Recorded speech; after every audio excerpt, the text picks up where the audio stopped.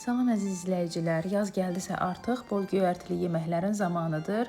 Mən bunun üçün bütöv toyuq budlarından istifadə edirəm.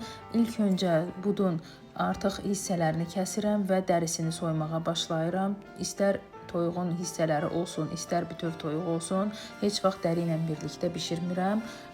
Nadir hallarda qızartmalar zamanı sobada ola bilər ki, dəri ilə qoyum, o da üstü yaxşı qızarsın deyə, görüntüsünə görə, amma normalda istifadə etmirəm. Daha sonra isə budun iç və üz tərəfinə kəsiklər atıram ki, yeməyin dadı daha yaxşı keçsin ətin canına.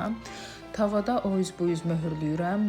Möhürlədikdən sonra üzərinə zeytun yağı əlavə edirəm və göyərtilərimi öncədən yuyuram, doğramağa başlayıram. İstifadə etdiyim göyərtilər yaşıl soğan, şüyüd, keşniş və ispanaqdır. Hərəsindən bir dəstə olmaq şərti ilə.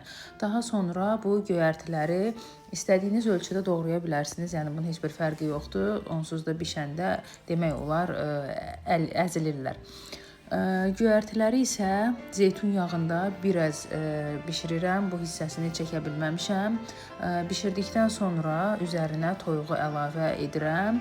Toyuğu əlavə etdikdən sonra isə toyuğun çıxan suyunu üzərinə tökürəm və qoyuram bişməyə. Budur, gördüyünüz kimi bişir. Dadı həqiqətən çox gözəldir.